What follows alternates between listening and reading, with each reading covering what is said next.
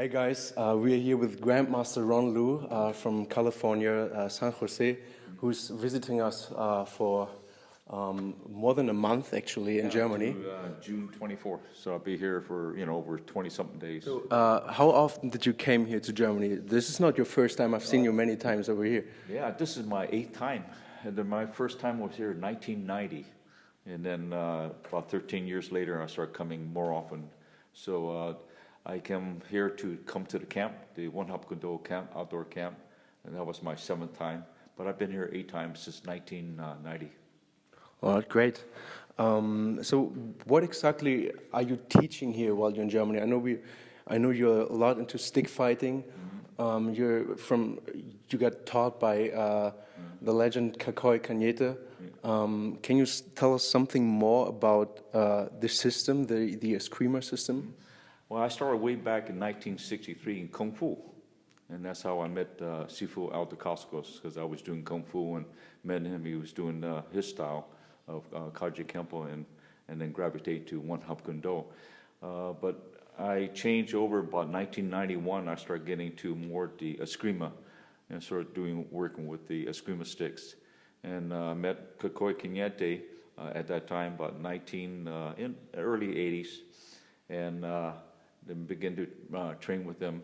And Cacoy Cañete just passed away about 2 years ago at age 96. But his style is Cacoy Doce Pares. It's Doce Pares style, and his style is really the Corto style, which is close range fighting, and fits very well with Kung Fu, One Hapkundo, because you use the hands a lot, and the Eskrima sticks is almost like hand fighting, except you have a third arm or fourth arm, double stick or single stick. So I kind of gravitate into that of his style. Very good style. Mm-hmm. And how long did you train with Cacoy Cañete? Yeah. About 18 years. There was 5 of us, actually total 6 core guys in San Jose, California. And we privately trained with Cacoy for 18 years. And then he left and couldn't travel anymore because of his age. But we trained privately. He'd come over to the United States for 6 months at a time and then go back to the Philippines in 6 months. So for 18 years we trained that way. And our training was quite unique and quite different from his teachings. Is actually all we did is spar. Spar for 18 years. Spar, spar, spar, spar. And that's how we learn. Mm-hmm. Do you have something particular about him that you will probably never forget, like a very special moment and experience that you had in your past while training and learning under him? Most of all is that his skills is superb. He fought over 100 tournaments, not tournaments. He fought in a tournament, but he fought over 100 fights and never lost one. So learning his style is very unique. He has various background in boxing, judo, aikido, karate. So he kind of gravitated and brought that into the system. So what I really learned from him is that he's able to manipulate his stick like his hands so quick.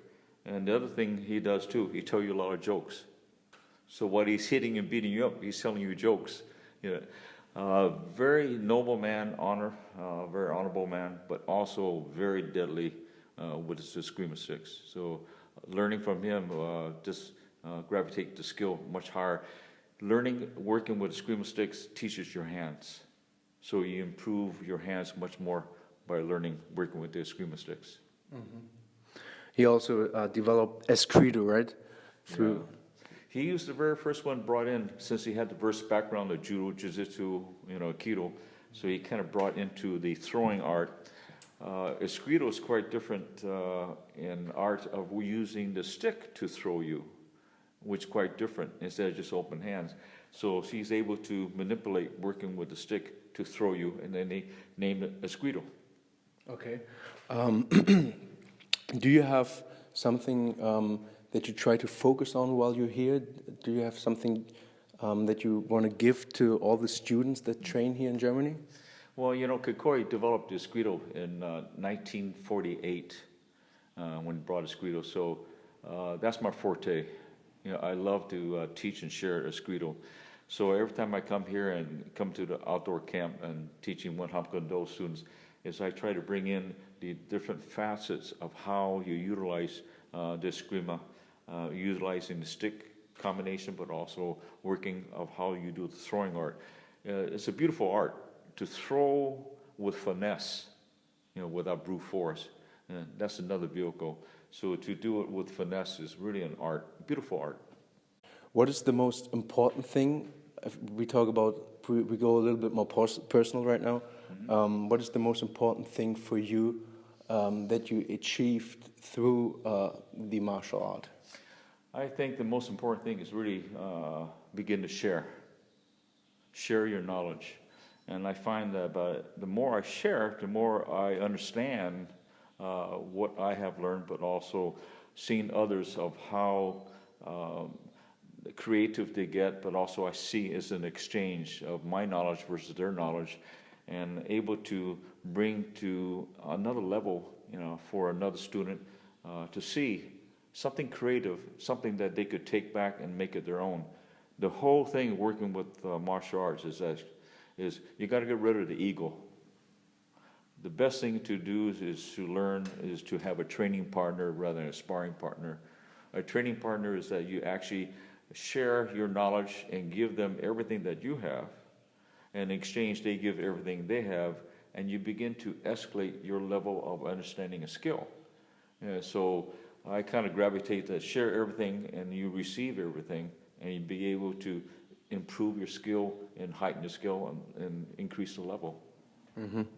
So my last question would be, after all these years that you trained in martial arts, do you have an advice to all the people, especially all the young people that train in martial arts? I think you already answered the question right now, right? Yeah. Practice, Okay. practice, and share. Well, Cacoy style is Corto style, so it's a very close range, so it's very, very unique. So I'll show you some of the basic. He has some basic strikes of 12 strike, 12 blocks, but those are kind of common to everyone. But foregoing that, talk you through and maybe show you some unique things that he does from close range. So one of the things that Cacoy does, he always chokes up in this range. Back in old style, it used to be this way with the thumb. I think it's like a sword. But 1951, he changed it to this, about 2 inches. And the reason why he did that is he used the butt end a lot, and he used the hip. So he blocks here, boom, boom, right to the face. So this is very effective. Not to 2004, now he's always thinking, he changed it to this length. And the reason why I go longer is that since we're Corto style, we don't need 2 inches here. You put 2 inches down here. So therefore, you can actually work it to use a bracing, blocking, okay? And also, if you hook, you got this hook, okay? So you're looking this way, So he's using this, as another short stick, So he shortened this, and another thing he said, it's a baseball bat. If I choke here, I'm quicker here. And so he said, oh, Bert, 2004, still thinking. So Corto style is that we're in tight and we're using the left hand. Instead of using 2 sticks, we're always using the left hand, how we hook, how we change.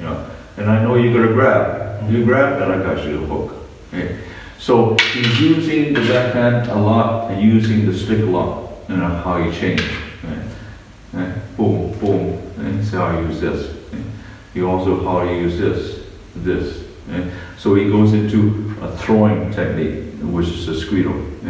So his favorite usage is not using 2 sticks, is only one Ulysses, the stick, and also the hand, what you call the light hand. So the light hand is always active, we're changing. Boom, boom, boom. I come out here, come here, right here. I'm in here. How I change, how I hook, how I move.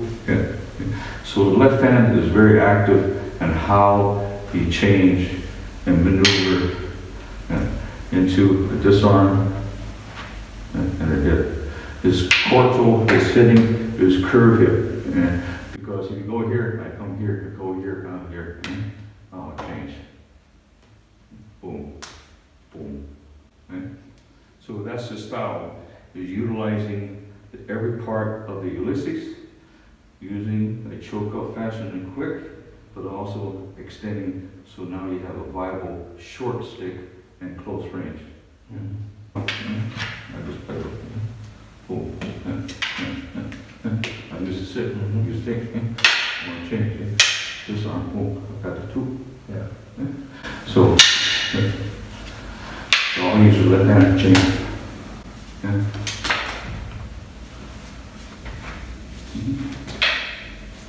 Boom. Boom. Over here. Here you take. This is a Bobby Holy Oak whip made in Moab, Utah, and she makes it special to the design. The style that I do is called Tibetan wave.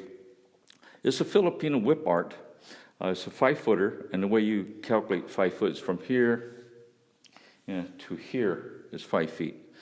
And its unique style is the Filipino art. It's a shorter whip, but what I have done compared to other whip artists is I use the left hand.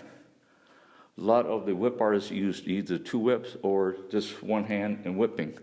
But I brought in the Filipino style of working with the Eskrima stick, using this with the left hand. So I'll demonstrate a little bit with it, okay?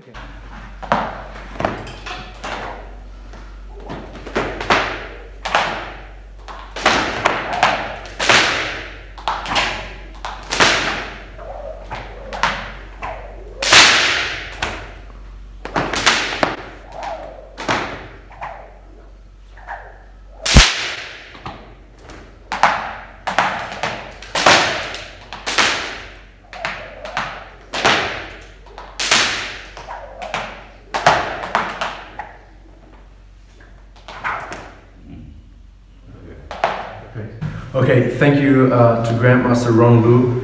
It was really a pleasure. Thank you a lot. My pleasure. I think I Glad learned. to see you again. It's my pleasure. Thank you. I think I learned a lot today. I hope you guys enjoyed it. You can check out more about Ron Lew on www.ronlew.com. I'll just put the link in the description. Yeah. Okay. Thank you a lot. Well, my pleasure. Yeah, thank you very much. And aloha.